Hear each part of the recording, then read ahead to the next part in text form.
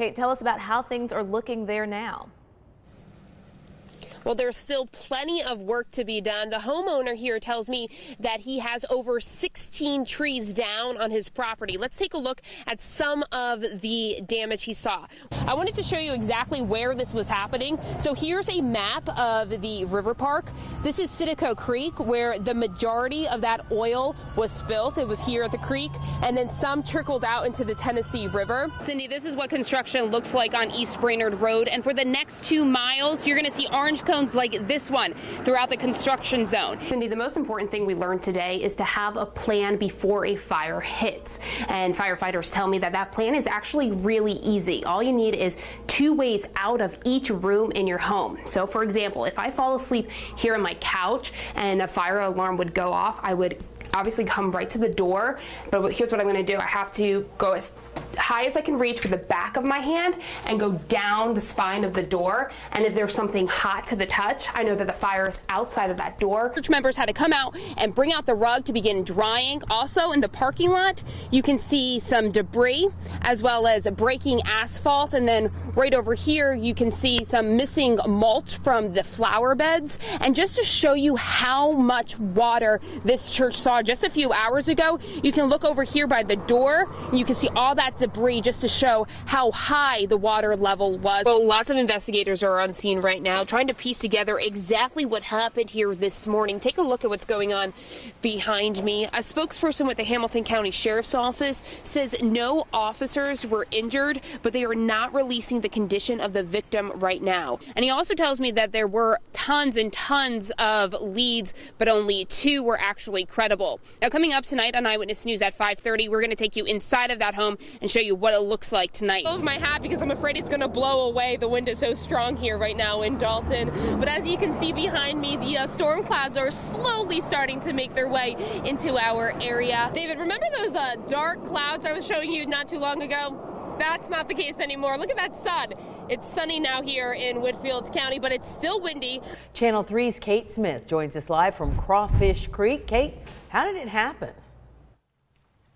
Well, the best way to describe it is what happens when you cook bacon. That grease will eventually solidify and harden, causing serious damage if you pour it down the drain.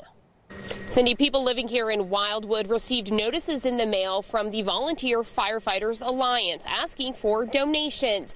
That entity is a legit organization, but where that money would go is not.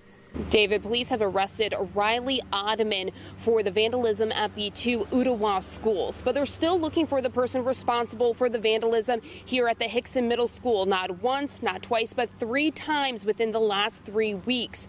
Parents across Hamilton County are frustrated with the amount of time and money they put into these fields for kickoff.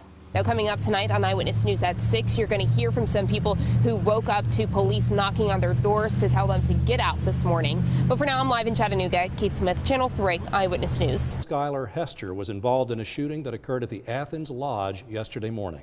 Channel 3's Kate Smith joins us live from the Athens Police Department, where Hester turned herself in less than an hour ago. Let's turn to Kate right now. Tell us what you've learned.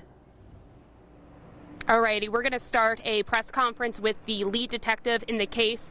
Detective, what happened here this afternoon? About 45 minutes ago, our endangered child, Devin Hester, turned herself in to us. She's in the process with her parents of being interviewed. I can't tell you anything further other than there are going to be some charges pending. I don't know if she'll be released into custody back to her parents or we're going to house her. I don't know. I have those answers right now, but that's where we're at. Charges? Well, it could go anywhere from aggravated assault to attempted aggravated robbery. We don't know yet. Do we know where the 2 other men are located right now? As of right now, no, we don't. And what if if somebody knows where they're at, what should we do? They should just call us or call 911. Probably be easier just to call 911 and we'll respond to them. What about Devin? Is she safe? Is she harmed? No, she's all right. She's a little tired, seems to be, but she's being cooperative with us. And I think she's just looking forward to getting all this behind her. And her parents' response, how are they doing this evening? Doing well, holding up well. Of course, their main concern is her, and they're being cooperative as well. Hopefully, we can get them some answers and get this all put behind everybody. Now, I know she's 17. Do we think that there's a chance she'll be charged as an adult? Well, there could be. It depends on what the charges are, and that'll be the district attorney's call. I mean, you know, there's always that chance. I can't say either way. Did Devin give you any leads on the 2 other suspects? We haven't got that far yet. And what about the condition of that clerk? Do we know how he's doing this evening? He's doing all right. He's been released from the hospital. We plan on talking to him again later on this evening. And do we know where Devin will spend the evening yet? Not yet, no. All right. Did she come here alone, or was she? No, somebody went and picked her up and brought her.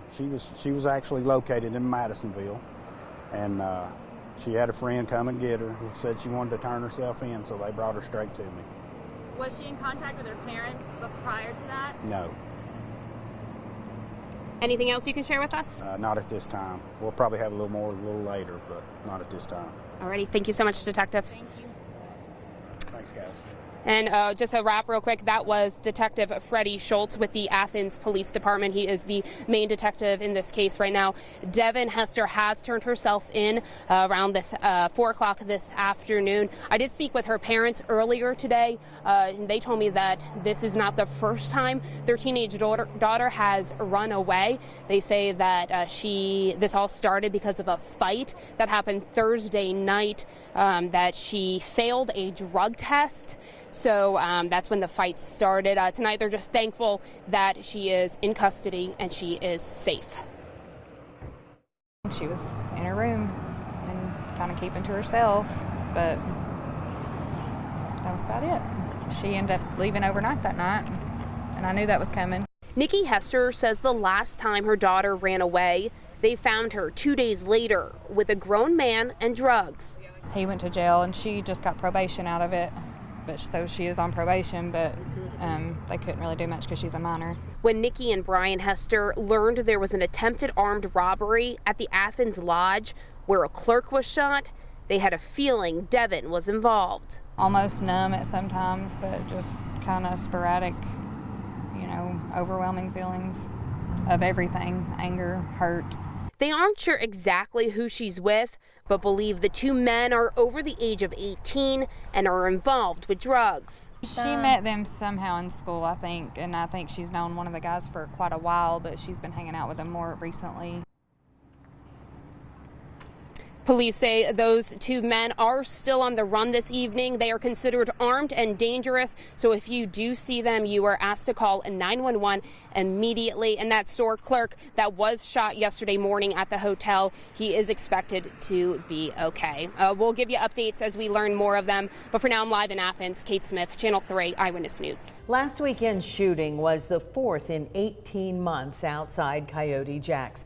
The mayor's uncle is a part owner of the popular Southside bar. Mayor Burke, who is known to hold press conferences or tweet about violence in our city, has remained quiet on this latest shooting and now says he is recusing himself from making any city decisions related to his uncle's business. Watch what happened when Channel 3's Kate Smith tried to speak to the mayor about the topic today. That's why I was going to pull you aside. Yeah, no, sorry. You don't want to be, you have to address it, Mayor. You've been dodging our questions. That's why It's an ongoing investigation. Once again, Mayor Andy Burke chose not to comment on the weekend shooting that happened near Coyote Jack's. It's the 4th time a shooting has happened near the bar, owned by Burke's uncle, attorney Ronnie Burke. When we attempted to ask the mayor about how the city will address the violence, we were stopped by his communications director.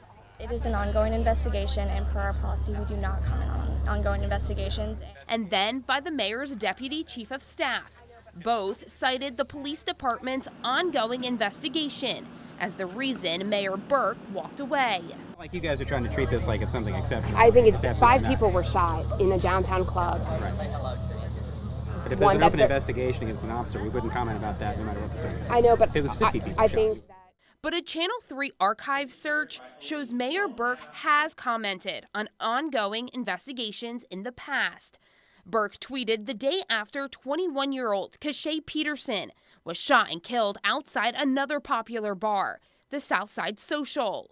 In 2016, the mayor agreed to a sit-down interview to discuss the murder of Bianca Horton. In the case of Ms. Horton, we had a security detail picking her up and dropping her off. We had people helping her along the way. And what we need to do is broaden that support.